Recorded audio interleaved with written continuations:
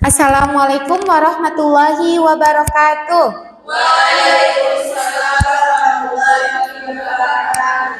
Bagaimana kabarnya semua anak-anak ibu? Masih semangat untuk mendapatkan materi hari ini? Jadi sebelum kita memulai materi kita, ibu mau anak-anak ibu rapikan tempat duduk untuk siap berdoa ya. Kalau udah rapi kita nyaman belajarnya. Jadi sebelum mulai kita baca basmalah dulu. Yuk.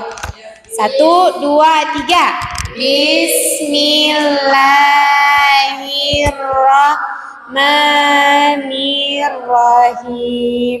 Jadi tujuan pembelajaran kita, ibu harap untuk materi ini anak-anak ibu tahu bagaimana cara membersihkan atau mensucikan hadas dan najis ya, dan tahu apa itu alat-alat dari bersuci.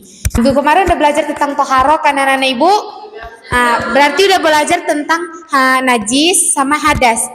Sebelum ibu menjelaskan lagi, apa itu najis anak-anak ibu? Terus? Ya, najis itu kalau secara bahasa artinya sesuatu yang menjijikkan atau sesuatu yang kotor. Yang dimana atau menurut syara, najis itu adalah segala sesuatu yang haram dikonsumsi, dimakan pada saat keadaan lapang, bukan dalam keadaan terpaksa atau darurat, yang mana sesuatu tersebut dapat menghalangi sahnya sholat. Selanjutnya, adapun hadas, yang dimana hadas itu artinya berarti secara bahasa artinya peristiwa, secara istilah hadas itu yaitu keadaan yang tidak suci pada diri seseorang muslim yang menyebabkan ia tidak diperbolehkan beribadah. Jadi pembagian hadas itu ada berapa anak-anak ibu? Apa aja? Hadas besar termasuk apa aja? Minggu kemarin kita udah belajar. Apa hadas besar? Hadas kecil apa aja? Iya. Jadi anak-anak ibu udah tahu, perhatikan hadas besar dan hadas kecil itu apa aja. Jadi di sini ibu akan menjelaskan alat untuk bersuci dan tata cara membersihkan najis dan hadas. Pertama, kita membahas alat untuk bersuci. Adapun alat untuk bersuci, tahu nggak alat itu apa? Sebelumnya, alat itu apa? Sesuatu yang digunakan untuk bersuci. Jadi alat untuk bersuci itu yang pertama ada air, yang dimana air ini terdiri dari beberapa macam. Yang pertama, air suci dan dapat mensucikan dan tidak makruh digunakan, ada 7 macam air. Ayo, udah tahu anak-anak ibu 7 macam air itu? Udah, yuk kita sebutkan sama-sama 7 macam air itu. Yang pertama air sungai, air hujan, air salju, apalagi air sumur, apalagi air mata air, satu lagi jadi ada 7 macam ya. Ibu ulangi ya biar anak-anak ibu tahu. Nah, jadi air suci dan dapat mensucikan dan tidak makruh digunakan, yaitu ada beberapa air. Yang pertama ada air sumur, ada air telaga atau air mata air. Yang ketiga ada air sungai, ada air lautan, ada air embun, dan ada air salju. Itu adalah air suci dan dapat mensucikan dan tidak makruh. Selanjutnya adapun air suci dapat mensucikan dan tapi makruh digunakan. Ada yang tahu anak-anak ibu apa maksudnya? Jadi air suci dan dapat mensucikan tapi makruh digunakan ini misalnya air yang sudah terkena sinar matahari. Jadi bisa jadi nanti di dalam itu bisa membuat air itu panas, terkena penyakit kulit gitu.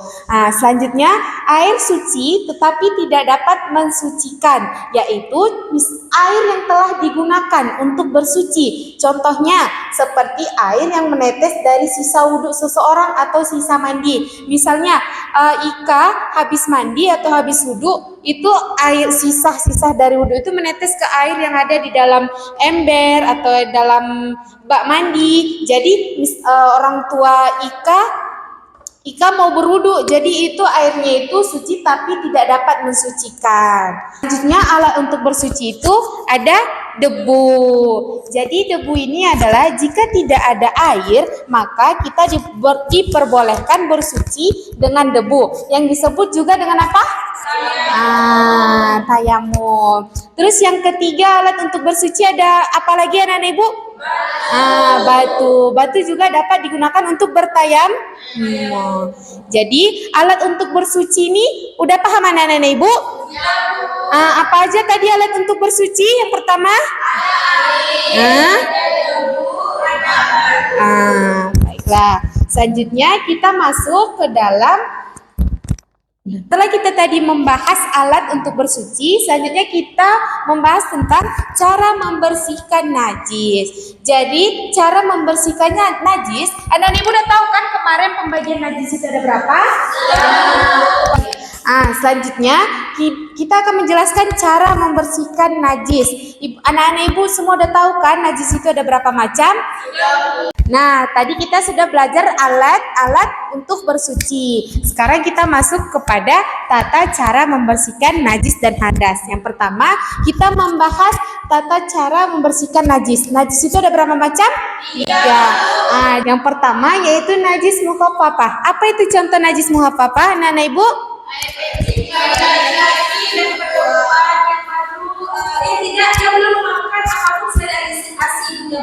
Jadi cara membersihkannya itu cukup dengan memercikkan air pada benda atau tempat yang terkena najis tersebut sampai bau dan warnanya hilang. Yang kedua yaitu najis mutawasithah. Apa contohnya anak ibu? Yang termasuk najis mutawasithah?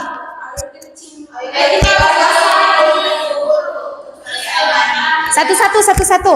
Ayo dari Farida. Ika, apa Ika? Jeli? Pamel? Ya betul ya. Jadi cara membersihkannya itu cukup dengan mengalirkan air pada benda atau tempat yang terkena najis tersebut.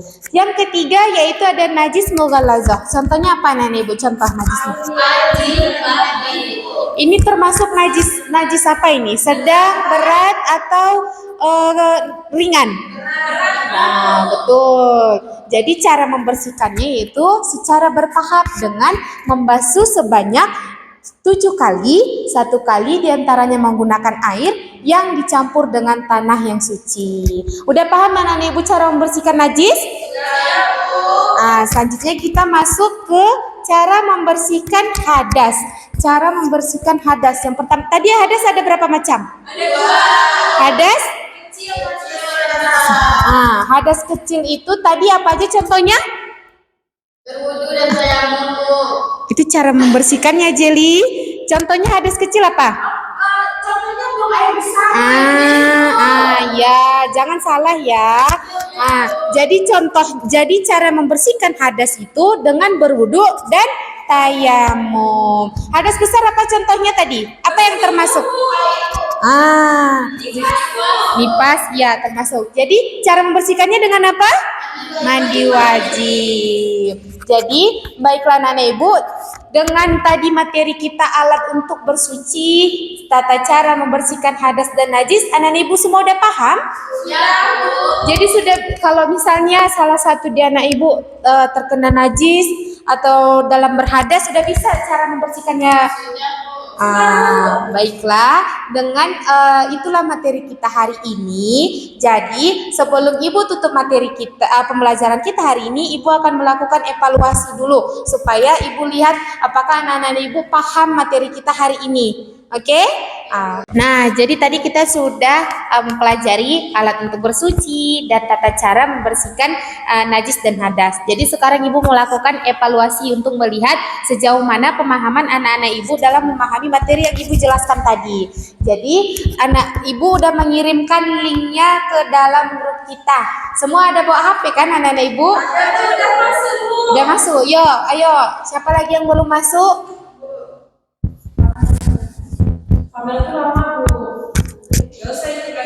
Ini udah 2 orang. 2 orang lagi.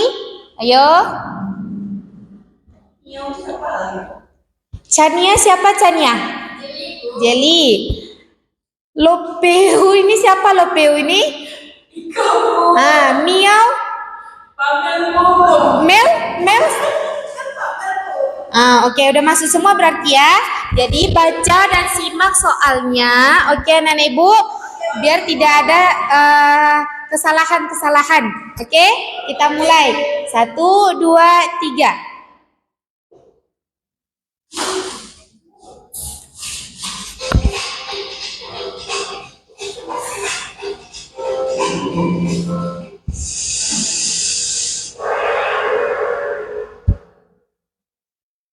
Jadi cepat jawabnya ya Nenek Ibu, karena waktunya cuma 5 detik Ibu buat, karena kita udah membahasnya tadi. Soalnya ada semua yang Ibu jelaskan tadi ya. Lanjut soal nomor 2. Ayo, soal nomor 2. Oke, habis waktunya. Kita lihat ya. Itu Mel ini kenapa masih 1 poinnya Mel? Yang mana yang nggak paham Mel? Yang mana yang nggak paham? Nah, soal nomor 3. Soal nomor 3 ayo, cepat.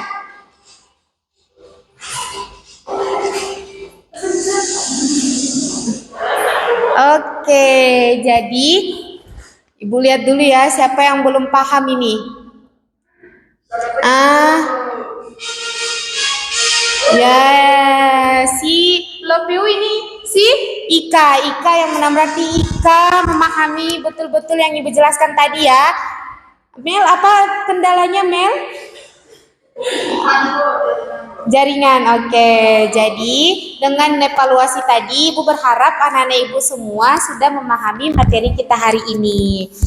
Jadi Ibu dapat menyimpulkan alat-alat untuk bersuci itu tadi ada dengan menggunakan air, terus apalagi anak-anak Ibu? Batu sama debu. Adapun tata cara membersihkan najis dan hadas tuh yang pertama kalau najis mukhaffafah dengan memercikan air pada tempat yang terkena najis. Yang kedua, najis mutawasito dengan cara mengalirkan air. Yang ketiga yaitu najis mughalazah, cara mensucikannya yaitu dengan membasuh sebanyak 7 kali, 1 kali diantaranya menggunakan air yang dicampur dengan tanah suci. Terus yang selanjutnya yang terakhir yaitu cara membersihkan hadas. Kalau hadas kecil dengan cara berwudu dan bertayamum. Sedangkan hadas besar dengan apa tadi anak-anak Ibu? Jadi sudah paham semua materi kita hari ini kan anak-anak Ibu? Jadi dengan kesimpulan tadi berakhir pula lah pembelajaran kita hari ini. Jadi Ibu berharap anak-anak Ibu sudah paham semua ya, sudah tahu bagaimana cara membersihkan najis dan hadas. Jadi berakhirlah pembelajaran kita hari ini dengan Ibu tutup dengan wabillahi taufiq wal hidayah. Wassalamualaikum warahmatullahi wabarakatuh. Waalaikumsalam warahmatullahi wabarakatuh.